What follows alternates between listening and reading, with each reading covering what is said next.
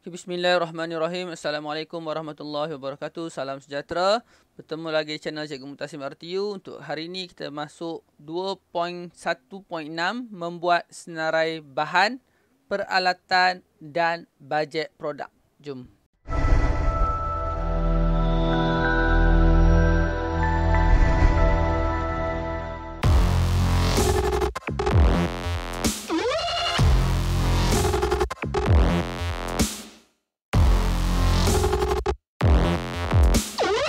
Okey, perancangan projek perlu dilakukan dengan sistematik agar proses penghasilan produk tidak membazirkan masa, bahan dan kos. Kesesuaian bahan dan peralatan perlu dipertimbangkan ketika merancang penghasilan produk. Okey, jadi untuk dalam bab 2 ni, kita fokus pada penghasilan produk. Maka kita perlu rancang. Kalau kita tengok 2.1.5, kita dah buat dah jadual kerja. Okey, sekarang ni kita nak masuk pada bahan dan juga kos. Okey. Okey, untuk senarai bahan, yang ini kita fokus ataupun kita rujuk kepada penghasilan pengilap kasut magic seperti mana yang dalam buku teks muka surat 75. Okey, jadi kita senaraikan bahan-bahan yang diperlukan. Jadi untuk projek kita senaraikan bahan-bahan yang kita gunakan dalam menghasilkan projek kita, yang akan kita gunakan dalam menghasilkan projek kita.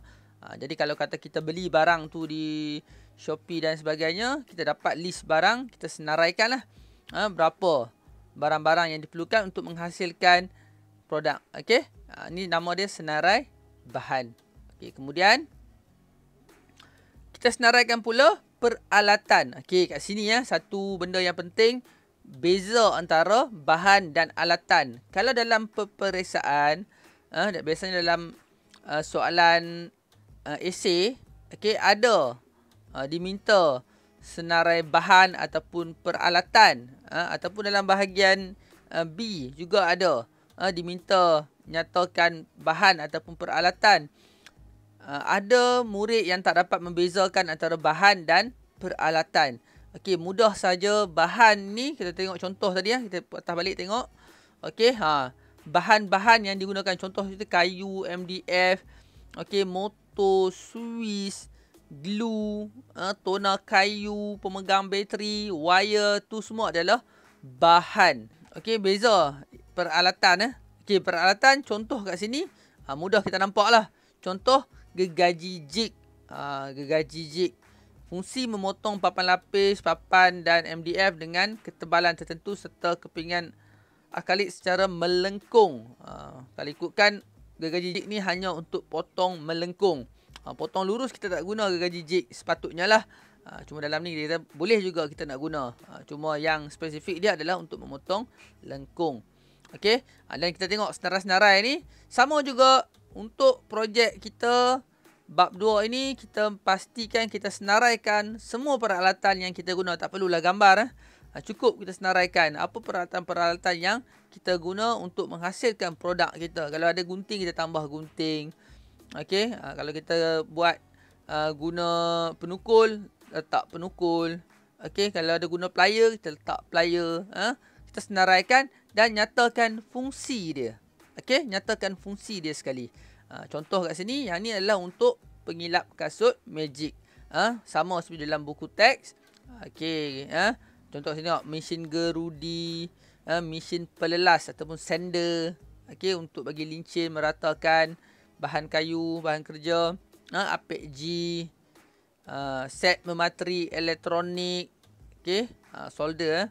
Penjalur wire, pemotong styrofoam, alat memotong, pisau pemotong, ragum meja, set lukisan kejuruteraan. Jadi semua yang kita guna, kita senaraikan. Okey.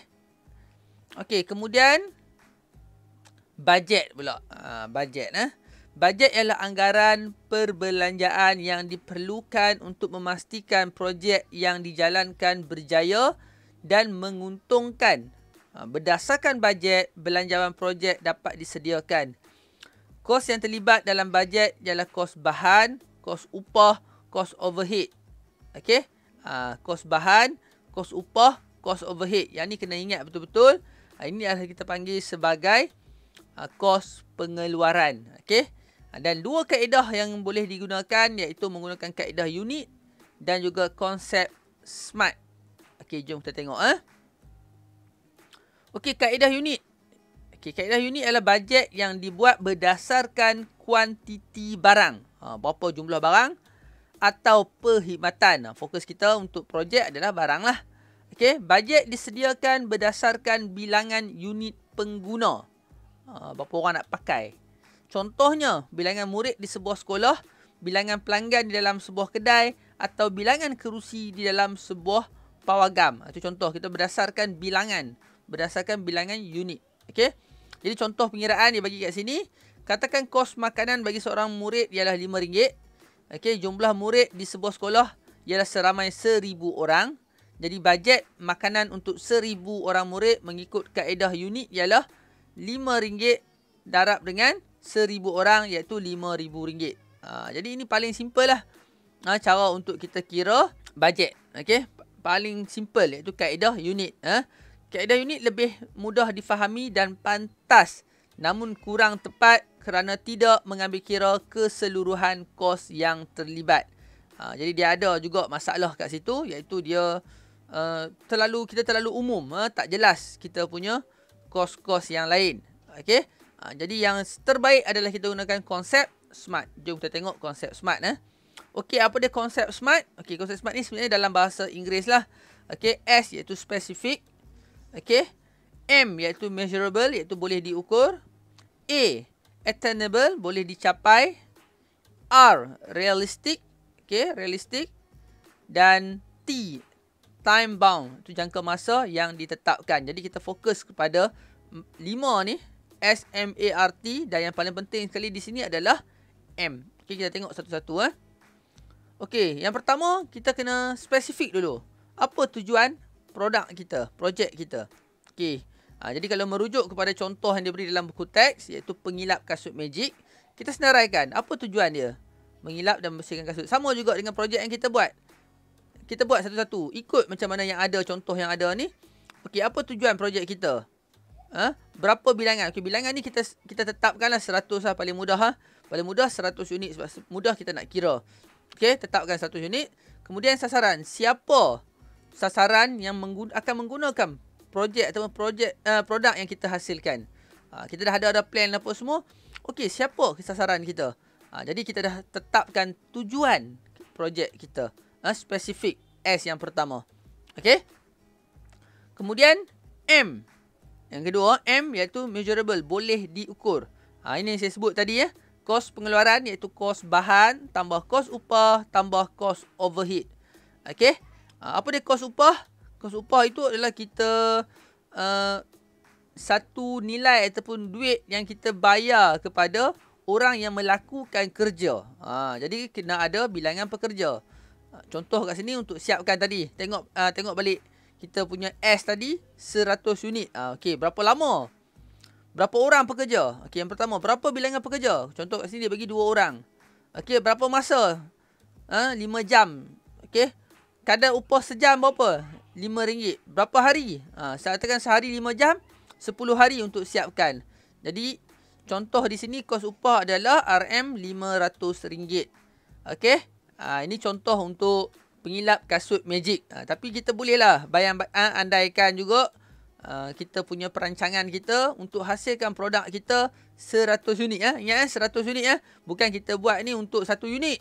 Kalau 1 unit kita seorang-seorang pun boleh buat. Kita bayangkan untuk 100 unit.